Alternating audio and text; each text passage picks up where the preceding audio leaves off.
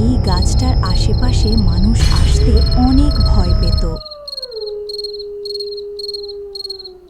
এই যে দেখছেন আগুনের তেজ, আমি কাশেম। অভাবের কাছে হার মানছি ঠিকই, কিন্তু ডর ভয়ের কাছে মাথা নোয়াই নাই।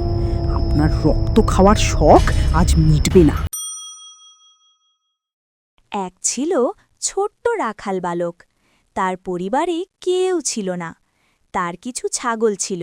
সে প্রতিদিন তার এক পাল ছাগল নিয়ে সবুজ মাঠে চড়াতে আসত। মাঠটা ছিল গ্রামের একপাশে। সেই মাঠের একপাশে ছিল বিশাল এক পুরনো বটগাছ, যার ডালপালা চারদিকে ছড়িয়ে থাকত। এই গাছটা ছিল অনেক রহস্যের। এই গাছটার আশেপাশে মানুষ আসতে অনেক ভয় পেত।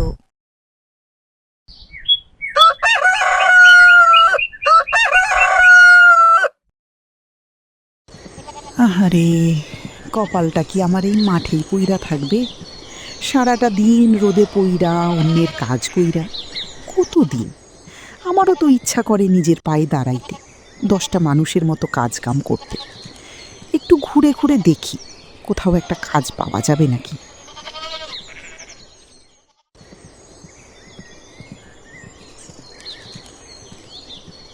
আরে, মাঠের মাঝখানে আবার হোটেল দিল কে?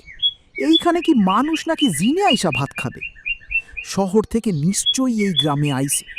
শহরের মানুষের কামকাজ দেখে তো পুরাই অবাক লাগে।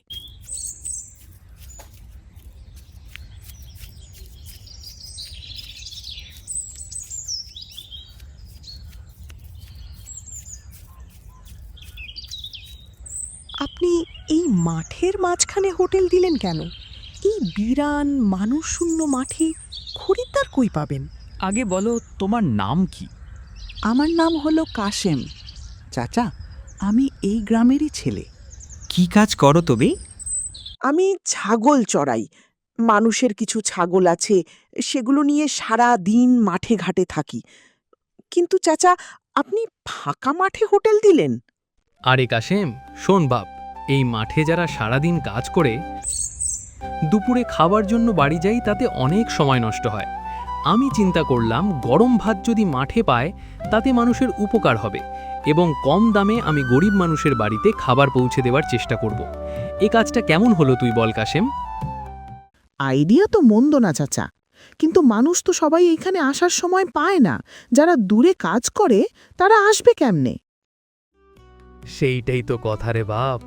আমার কাছে তো অনেকেই আইসা খবর দিয়া যায়, কিন্তু আমি তো একা মানুষ। রান্না ছাইড়া তো খাবার নিয়ে মাঠে মাঠে যাইতে পারি না। আমি এমন একজনকে খুঁজতেছি যে পুরা গ্রাম আর মাঠ চেনে, যে খাবারগুলো ঠিকঠাক পৌঁছে দিবে গরিব মানুষের কাছে। চাচা, আমি আছি তো। শিমুলতলির এই মাঠের ঘাসও আমার চেনা। কার জমি কই, কে কই কাজ করে, সব আমার নখদর্পণে। আমাকে কাজটা দেন না চাচা। দেখেন, আমি প্রত্যেকটা মানুষের কাছে খাবার পৌঁছে দিতে পারবো। আপনার খাবার আমি তাজা থাকতে থাকতে মানুষের কাছে পৌঁছে দেব চাচা। তুই পারবি কাশেম? এই রোদের মধ্যে দৌড়ঝাঁপ করতে হবে। কাজটা ছোট মনে হইলেও অনেক দায়িত্বের। কোনো কোনো দিন রাত হয়ে যেতে পারে। মানুষের কাছে খাবার পৌঁছে এটাই প্রধান উদ্দেশ্য হবে আমাদের। চাচা, সারাদিন তো মাঠেই ঘুরি। এখন ঘোরাঘুরিই যদি আমার রুচি হয় তবে তো কথাই নাই। আমি কথা দিচ্ছি, আপনার দোকানের খাবার গরম থাকতে থাকতেই আমি মানুষের কাছে পৌঁছায় দিব। চাচা, একটা কথা বলতাম, তুমি কিছু মনে করবা না কিন্তু? তোমার দেখতে এমন যুবকের মতো লাগছে কেন? আরে বেটা, আমি ভাত খাওয়ার সময় তাজা সবজি দিয়ে ভাত খাই, ভাজা পোড়া খাই না, বুঝছিস? দাঁড়া কাশেম, তোর এখনই একটা কাজ দেই, দেখি তুই কাজটা করতে পারিস নাকি। এই যে ধর খাবারটা, এটা তোর প্রথম কাজ। এটা নিয়ে যাবি তুই ওই যে দক্ষিণের মাঠের ওপারে একটা নারকেল গাছতলায় লাল ছাউনি দেওয়া একটা ঘর আছে, ওইখানে। তারপরে রাশেদ ভাইয়ের নাম ধরে ডাকবি। পরে রাশেদ ভাইয়ের হাতে এটা দিয়ে আবার সোজা চলে আসবি দোকান। বিকেলের লাল সূর্যটা মেঘের আড়ালে নামছে। কাশেম মাঠের আল ধরে হাঁটছে। তার হাতে এখন আর লাঠি নেই, বরং একটা ব্যাগে করে সে খাবার ডেলিভারি দিতে যাচ্ছে। তার মুখে একগাল হাসি। গফুর মিয়ার কথা মতো রাখাল খাবার পৌঁছে দেওয়ার জন্য মাঠ দিয়ে হাঁটতে লাগল। শিমুলতলির মাঠ এখন আর আমার জন্য শুধু রোদের জায়গা না, এখন এইটাই আমার কর্মস্থল।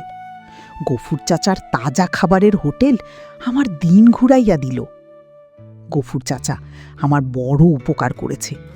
আলহামদুলিল্লাহ, আমি এখন তাজা খাবার হোটেলের ডেলিভারি ম্যান।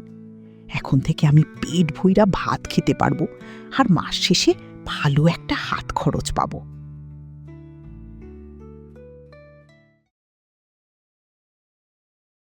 আরে কাশিম জি, হ্যাঁ আয় ভাই, বাড়ির ভিতরে আয়। রাশেদ ভাই, আপনার খাবারের অর্ডারটা নিয়ে আসলাম। মানে তুই কেন খাবার নিয়ে আসলি কাশিম? রাশেদ ভাই, আমি ওই হোটেলে কাজ পাইছি। হোটেল মালিক খুব ভালো মানুষ। হোটেল মালিকের নাম গফুর মিয়া। গফুর চাচা আমার উপর দয়া করছে, সে আমার এই কাজটা দিয়েছে। তাতে গফুর চাচারও অনেক উপকার হয়েছে। গফুর চাচারও একজন কাজের লোক দরকার ছিল, তাই সে আমার কাজটা দিল। খুব ভালো হয়েছে, এখন থেকে 3 বেলা পেট ভরে ভাত খেতে পারবি। আয় কাশিম, এদিকে আয়, দেখি কি নিয়েছিস।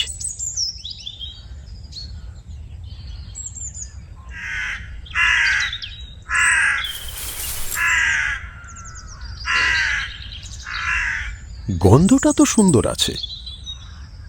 আচ্ছা রাশেদ ভাই, আমি এখন যাই।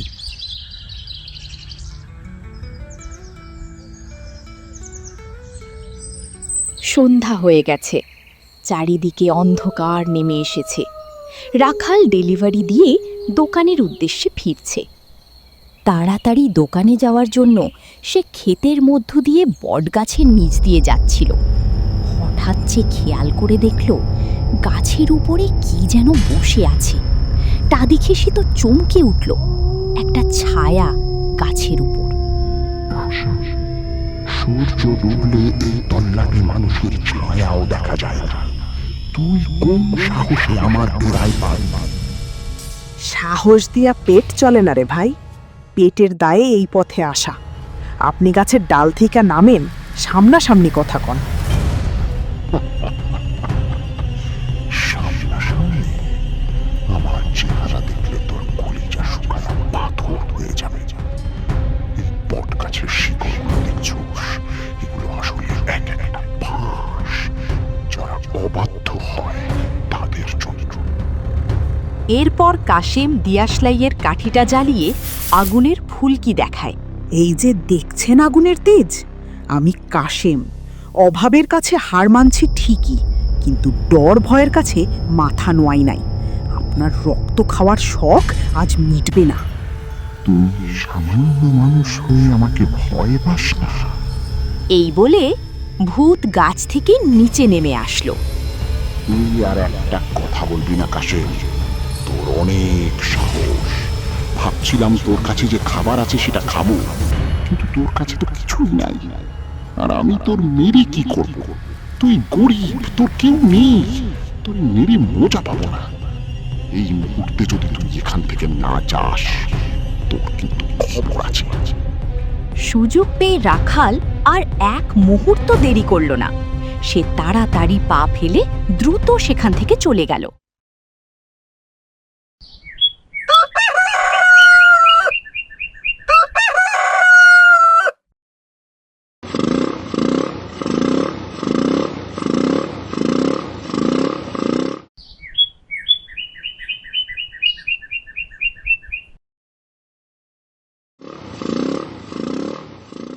আরে বাহ, এই গ্রামের ভিতরে এমন একটা সুন্দর হোটেল আছে, আগে তো জানতাম না। যে সুন্দর সুবাস বেরোইতাছে, আর তাকের খাবারগুলা যা চকচক করতাছে, খিদা ডবল হইয়া গেল। ঠিক জায়গায় গাড়ি থামাইছো। এই তল্লাটে আমার এই হোটেলের রান্ধা এক মুখে সবাই প্রশংসা করে। তা বাপুরে, তুমি সাত সকালে কোথায় যাবা? এই তো যাব পাশের গ্রামে। তাজা খাবার হোটেলের সামনে দিয়ে যাচ্ছি, কিছু না খেলে কি হয়? দেন আগে গরম গরম কিছু দেন তো খাই। কি রে কাশেম, আজ এত বেলা করে আসলি যে? তাড়াতাড়ি আয়, করিম চাচা কাজ করছে, তার খাবারটা তাড়াতাড়ি দিয়ে আয়। লোকটা সকাল থেকে কিছু খায়নি মনে হয়, যা তাড়াতাড়ি করে খাবারগুলো দিয়ে আয়। দুপুরের রোদ মাথার উপর চড়া। গতকাল রাতের বৃষ্টির পর ক্ষেতের মধ্যে হালকা পানি জমে আছে। দুপুরের রোদের মধ্যে কৃষকটি কোদাল দিয়ে মাটি কাটছে, যাতে নতুন ফসল লাগানো যায়। আশেপাশে মাঠগুলোতে কেউ ছোট ছোট ধান লাগিয়েছে, আবার কোথাও জমি খালি পড়ে আছে। রাখাল এসে বলল, চাচা, হোটেল মালিক বললেন আপনি মাঠে কাজ করছেন। তার কাছে খবর গেছে সকাল থেকে কিছু খাননি আপনি, তাই গরম গরম খাবার পাঠিয়ে দিলেন। তার গ্রামের মানুষের পছন্দের খাবার নিয়ে আর কোনো দুশ্চিন্তা নেই। যে যা খেতে চায় কাশেম সেইখানে তার খাবার পৌঁছিয়ে দেয়, কখনো বাড়িতে, কখনো মাঠে। এইভাবে কাশেমের দিন কাটে। ভয়, পরিশ্রম এবং আনন্দের সাথে কাজ করতে থাকে সে।